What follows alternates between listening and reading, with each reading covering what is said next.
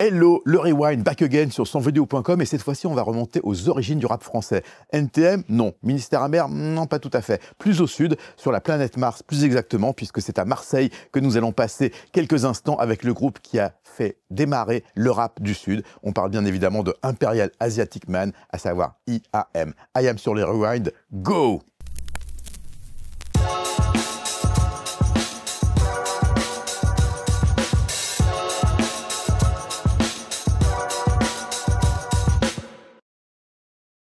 L'histoire d'IAM, pour moi, elle commence avec une cassette qui arrive dans l'émission que je commence à animer en 90, qui s'appelle Rapline, sur M6, qui a duré 3 ans et demi. Et au bureau, on reçoit une cassette. L'émission vient tout juste de commencer. Et la cassette, elle est dans un dossier de presse où il y a marqué IAM, le meilleur groupe de rap français. Et on voit que ça vient de Marseille.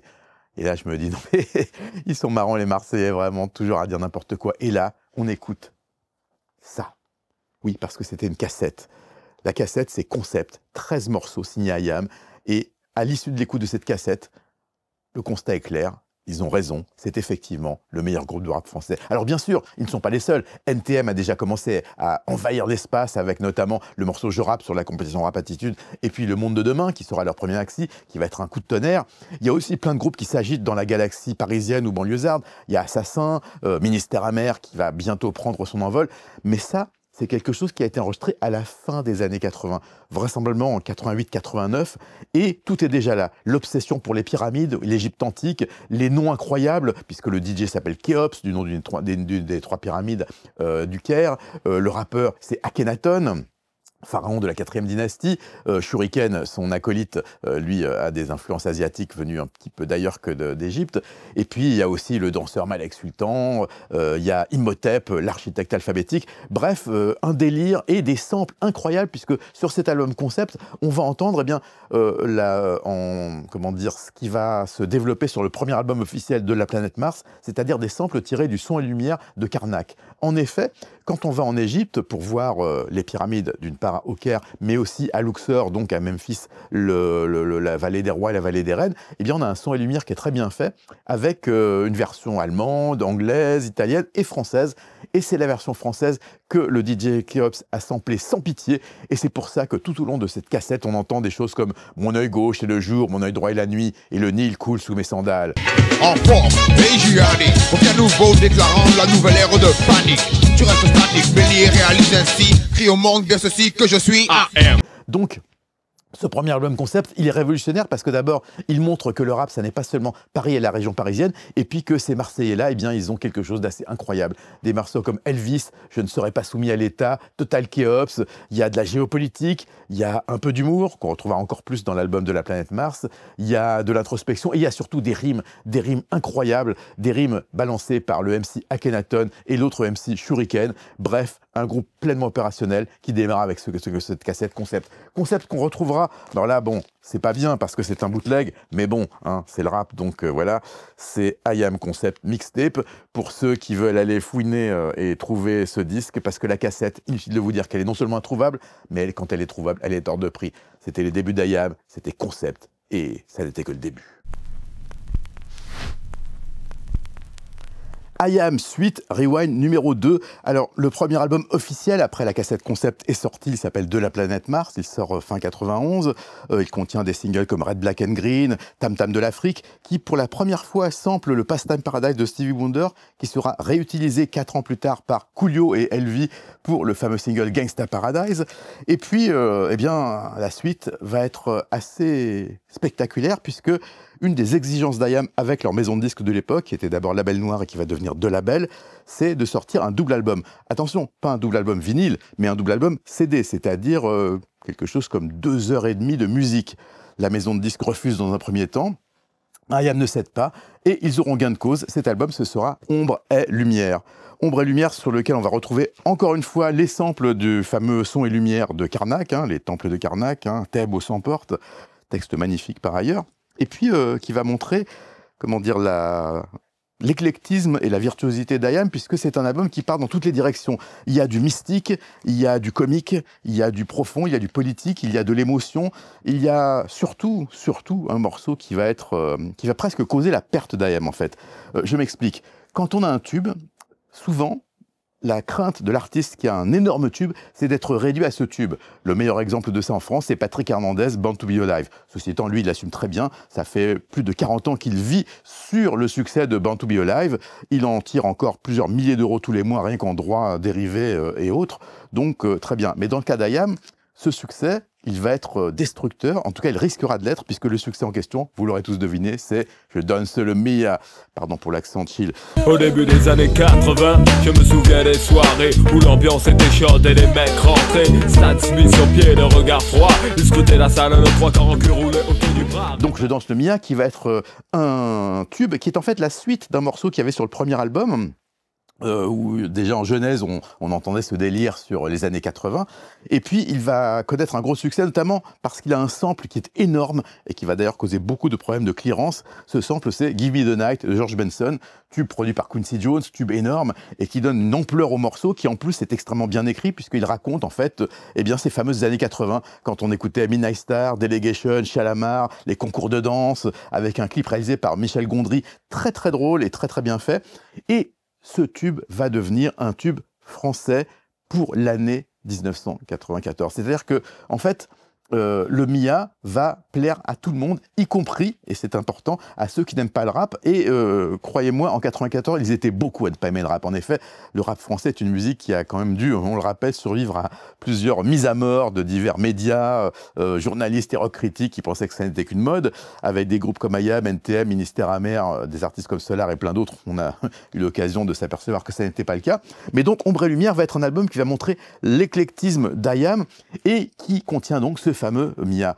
Alors, comment est-ce qu'on lutte contre un succès? Ça peut paraître absurde. Si vous expliquez ça à un Américain, il ne comprend même pas ce que vous lui dites. Mais IAM, leur but, c'était de dire « nous ne sommes pas le Mia ». Et donc, IAM va lancer une campagne pour détruire le Mia. Alors, entendons-nous bien, ils sont très contents d'avoir du succès. Mais par exemple, pour vous donner un exemple, quand ils doivent passer aux Victoires de la musique l'année suivant la sortie de Ombre et Lumière, et où sont évidemment attendus pour le Mia, eh bien, au lieu de ça, Akhenaton et Shuriken vont chanter Une femme seule et Le sachet blanc, c'est-à-dire des morceaux extrêmement profonds et très, très...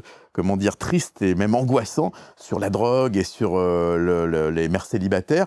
Donc, en quelque sorte, ils veulent effacer le Mia. Et d'ailleurs, pendant plusieurs années, ils ne joueront quasiment pas le Mia sur scène pendant leur concert. Le DJ Cups va lancer quelques secondes du Mia au milieu d'un medley avec les platines. Et il faudra plus de 10 ans pour que IAM se remette, entre guillemets, de ce succès. Un succès énorme. Et rappelons qu'ils ont refusé à l'époque de mettre le Mia sur les fameuses compilations. Vous savez, les genres Énergie, Boulevard des Hits, qui à l'époque se vendaient par centaines de milliers d'exemplaires. Eh bien, ils ont perdu énormément d'argent en ne mettant pas le Mia sur ces compilations. Mais ils ont gagné une chose qui n'a pas de prix, c'est leur intégrité rapologique. Donc, Ombre et Lumière, un album incroyable, un album qui montre que IAM, ça n'est pas seulement le Mia, mais c'est beaucoup, beaucoup d'autres choses, avec des morceaux comme Harley Davidson aussi, qui d'ailleurs aurait dû être le premier single, mais c'est un des directeurs artistiques de label qui a dit à IAM, non, les gars, c'est le Mia qui doit sortir en single. Il a eu raison, cet album, il est donc incroyable. Tiens, regardez, je danse le Mia. Il y avait aussi Le Feu, évidemment, qui est devenu un tube de football. Il y avait beaucoup, beaucoup de choses sur cet album, mais en tout cas, ce qui est sûr, c'est que Ombre et Lumière va être un énorme succès, plus de 400 000 exemplaires vendus, et il va donc propulser IAM dans la stratosphère. La suite sera encore plus incroyable. La suite, c'est tout de suite après dans le Rewind. Le Rewind, IAM, troisième partie. Alors, comment se remet-on du succès du Mia? On l'a vu, ça a été un traumatisme, entre guillemets, pour le groupe. Et ils vont donc retourner en studio. Et c'est à New York que ça se passe, avec les mêmes producteurs, dans un premier temps, que Ombre et Lumière, c'est-à-dire les deux Anglais, Nick Sanzano et Dan Wood. Nick Sanzano et Dan Wood réalisent l'album, qui va s'appeler L'école du micro d'argent, à New York. L'album est terminé. J'ai eu la chance, d'ailleurs, d'aller l'écouter en studio quelques mois avant la sortie. L'album est très luxueux, très riche, avec un son extrêmement sophistiqué, comme celui d'ailleurs de Ombre et Lumière. Sauf que ça ne convient pas à IAM. IAM, ils l'ont répété plein de fois en interview, notamment à Akhenaton, qui disait que le son était congelé, et eux, ce qu'ils voulaient, c'était des produits frais. Et ils vont donc faire quelque chose d'assez unique, et que le succès du Mia leur permet d'assumer, c'est de jeter, en quelque sorte, l'album fini tel qu'il est, de congédier Nick Sanzano et Dan Wood et de prendre pour refaire, en tout cas pour remixer et pour reviser le son de l'album, Prince Charles Alexander, un funkatir des années 80-90, devenu producteur, qui a travaillé avec Mary J. Blige et beaucoup d'autres artistes, qui étaient d'ailleurs sur scène avec les Rita Mitsuko lors de leur retour à la fin des années 80. Et c'est lui qui va donc donner le son final de cet album, L'école du micro d'argent. Une version beaucoup plus sombre et beaucoup plus, minimaliste que celle conçue par Nick Sanzano, avec en influence Mobb Deep, qui à l'époque cartonne et qui est le grand modèle donc, pour le hip-hop français et américain. Et donc L'école du micro d'argent, un album qui va pratiquement complètement zapper le côté comique d'IAM qu'il y avait dans Ombre et Lumière. Il n'y a pas le Mia 2, il n'y a pas de vanne, il n'y a pas d'humour sur la techno, comme la petite virgule de Ombre et Lumière. Il y a à la rigueur un bon son brut pour les truands, qui est le morceau un peu plus léger, mais sinon c'est un album avec beaucoup d'influences cinématographiques, hein, notamment évidemment Star Wars, hein, avec l'Empire du côté obscur, le côté obscur de la Force. Il y a aussi Né sous la même étoile, il y a Petit Frère. À 13 ans, il aime déjà l'argent, avide mais ses poches sont parides. Alors on fait le caïd dans des boums qui sont désormais des soirées, plus de sirop dessert, Petit Frère de tes... Des morceaux qui aujourd'hui sont des tubes certifiés, mais au moment où sort l'album, et je peux en témoigner, ne sont pas des tubes. Ce sont des morceaux qui sont devenus des tubes parce que le public a choisi de les accepter comme tels, mais au départ, on n'a pas le côté facile d'accès comme l'était le Mia ou le Feu. On a des morceaux qui sont beaucoup plus austères, beaucoup plus sérieux, et avec, encore une fois, ce son minimal. Alors, c'était un risque énorme. Ils l'ont pris. Est-ce qu'il a payé ? Le moins qu'on puisse dire, c'est que oui, puisque l'album s'est vendu à plus d'1 million d'exemplaires. Il a été depuis maintes fois réédité. Il y a notamment cette version, hein, qui est l'album en version instrumentale, en vinyle. Et puis, il y a eu toutes sortes de rééditions. Hein. Voilà, l'album original en 4 vinyles pour le 25e anniversaire. Il y a une version Atmos aussi, Dolby Atmos, qui était assez incroyable, qui permettait de redécouvrir le son de cet album. Bref, L'école du micro d'argent, c'est la renaissance d'IAM et la preuve que ce groupe, non seulement est un groupe important, mais un groupe qui est capable de prendre des risques.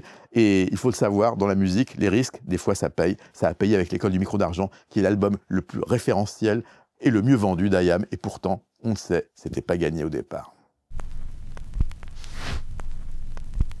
La carrière d'IAM, ça n'est pas un long fleuve tranquille, ce sont des albums qui se suivent, qui ne se ressemblent pas. On a eu Saison 5, on a eu Révolution, on a eu Yasuke. Et puis en 2023, c'est une année importante puisque 2023 marque symboliquement le premier demi-siècle du hip-hop. En effet, rappelons que c'est le 11 août 73 que le hip-hop est né lors d'une soirée dans le South Bronx organisée par la petite sœur de DJ Kool Herc, où on retrouve des rappeurs, des graffeurs, des danseurs et des DJ, et qui marque donc symboliquement la naissance de ce mouvement hip-hop, qui donc fête ses 50 ans en 2023. Et pour ce faire, IAM, qui est un groupe traditionnaliste et qui aime bien respecter ses ancêtres et l'histoire de sa musique, eh bien, va sortir tous les mois un nouveau projet, donc une douzaine d'albums, de maxi ou de rééditions pour célébrer ses 50 ans du hip-hop. Et parmi ces sorties, on a HH History.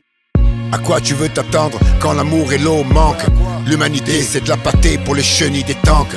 Quand l'homme ne pèse pas lourd, posé sur le comptoir d'une banque, leurs manigances sont le plus... 3, Triple H History, c'est un album avec des morceaux comme Glorieux, Sans valeur, Pas possible, un album qui rend justice donc à l'histoire du hip-hop et qui donc marque la suite de IAM. IAM, un groupe qui existe depuis maintenant, mon Dieu, 40 ans presque, pas tout à fait, mais pas loin, et donc un groupe qui respecte le hip-hop et qui, avec Hip Hop History, montre qu'ils sont toujours dans la course, plus de 30 ans après leur premier album.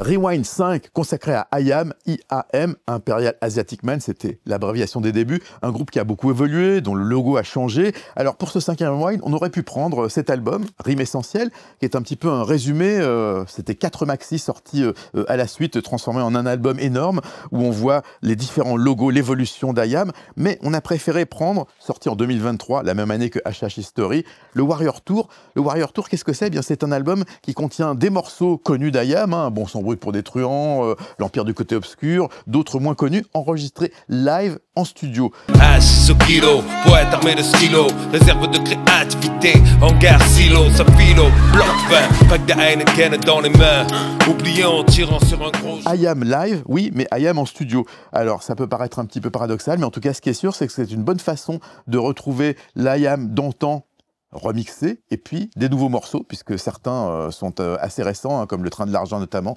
Eldorado, mais aussi La Saga et plein d'autres. Donc I.Am, un groupe qui continue à exister, un groupe qui a rempli les salles de concert, qui a fait fêter les 25 ans de son album L'école du micro d'argent avec une tournée consacrée à cet album, un groupe qui ne cesse de se réinventer, un groupe qui est marqué dans l'histoire du hip-hop, I.Am, pour toujours. Voilà, ainsi s'achève ce rewind consacré au groupe I.Am. N'oubliez pas de commenter, de liker la page vidéo.com, de vous abonner également. Et si vous avez un autre album que vous auriez voulu voir dans cette sélection, eh bien n'hésitez pas à nous le dire. En tout cas, le rewind, c'est terminé pour cette fois-ci. À très vite. Jaxo.